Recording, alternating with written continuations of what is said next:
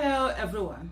So I saw this thing on Dele Momodu's page on X, formerly known as Twitter, and his X handle is @Dele Momodu. And then he had something, he showed a picture which was a screenshot of a tweet that was done by someone called Bolutife @Bolutife on X. And then I will read this to you, and then I will go on to the write-up that Dele Momodu had done. And this particular person called Bolutife said, a classic January 15, 1966 happened yesterday, but many didn't notice. Northerners lost the most political and military officers, followed by the West, while the East lost none. Igbos instigated and led that coup, but protected their own. Igbos championed this protest, but refused to participate in it. You see, this is the lies from the pit of heavens that are always being used to cause mayhem in Nigeria. The 1962 coup, up to today, that's what, people are still using. How many Igbos were there? Was it led by Igbos? But these lies are continuously being told, all the time. And of course, they want to bring in another genocide. You could see there's a systematic attack, hatred, and whatever on the Igbos. Who are the Igbos that are the ones that plan this particular protest? Hunger is the one that is planning this protest. Bad governance is the one that is planning this protest. Suffering is the one that is planning this protest. People are suffering. People are tired. People have seen that there is someone who rigged his way into office and has refused to do anything other than just focus on his family and taking care of his family and just, looking for that conduit pipe that he could use. But let me stop here. Let me first of all go to what the write-up that Mr. Dele Momodu did. He said, this unfortunate conspiracy theory was forwarded to me this morning by a Tinubu apologist.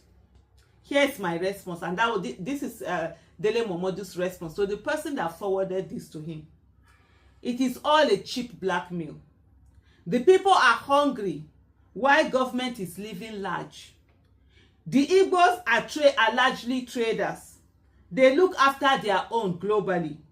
Nobody instigated anyone or anything. You guys should accept the reality that Tinubu has not done very well. Leave the Igbos out of your excuses. To ethnicize the protest is to be disingenuous. And I would say absolutely. I totally and absolutely agree with every word that Mr. Dele Momodu has written. I know I did a lot of videos prior to the election. And then there were a lot of people that were saying that the Igbos will suffer. I remember doing a video. I said, look, if there's any tribe in Nigeria that is wired not to suffer from the shenanigans of a Nigerian government, whether it is led by a legitimate or an illegitimate president, are the Igbos. Why? Because they've been through civil war. They've faced the most heinous thing that you can face from the Nigerian government. They've been deprived of their properties and given mere, £20? Yet, they were able to come together. I think that's why they have that Ozomena. Never again. They were able to come together and help each other. And that's why they have also the Igbo apprenticeship system, where one person helps other people, and they've grown out of that. A lot of people kept mocking that the Igbos are going to suffer, that they will not win election, that they won't get the election. But today, who are the people who are suffering? And then you're looking for ways to give a dog a bad name and then be able, to do whatever it is that you want to do to it. That's not the way it works. Face your failure.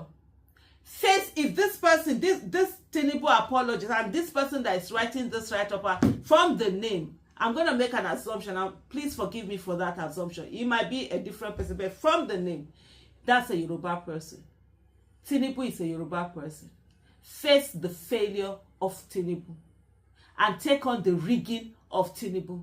And you also accept the failure of what is happening because you allowed the rigging. This has nothing to do with tribe. So if you want to bring it tribe and say you are not blaming Igbos, blame yourself.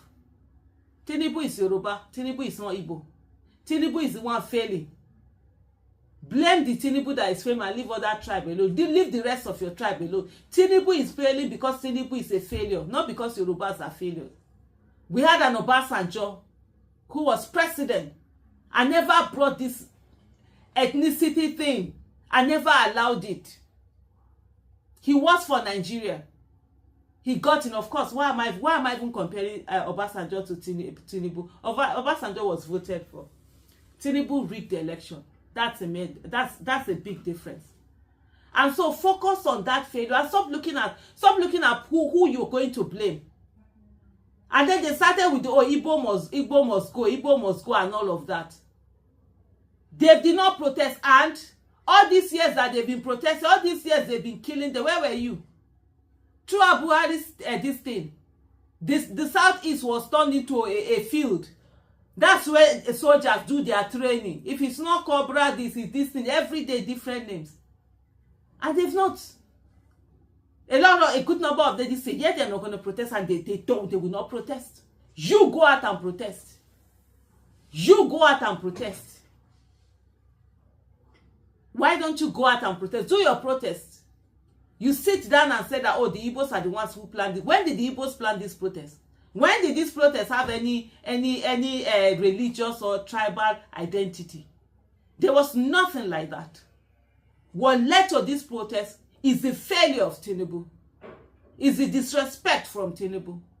Is the fact that they have refused to even acknowledge the suffering of the people. Is the gluttonous nature of Tinubu. Eating and eating and eating and eating and eating again. He wants to suck away the blood, the marrow, the life, everything, the air from citizens. That's what led to this. And if you want to blame anybody, go and blame Tinubu. Leave the Igbos out of this.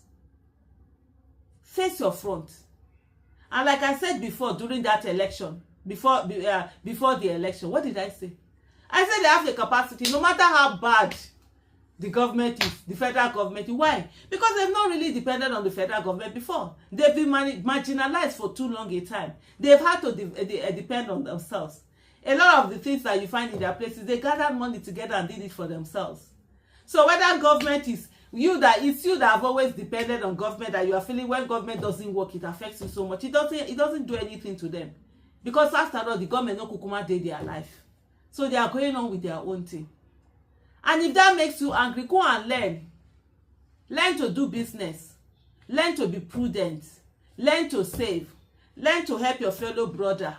Don't be fighting with don't turn it to war, your fellow brother. Because if it's only you that's standing, most of you people want to do local champion. You want to be the only one that is rich in your family. You want to be the only one that is rich in your community. You want to be the only one that is rich in your state.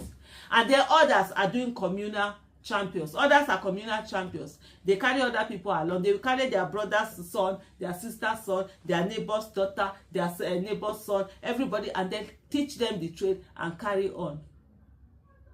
So if you are looking for who to blame the illegitimate president, the former governor of Lagos State, Bola Ahmed Tinubu. Carry your anger there and leave the Igbos alone.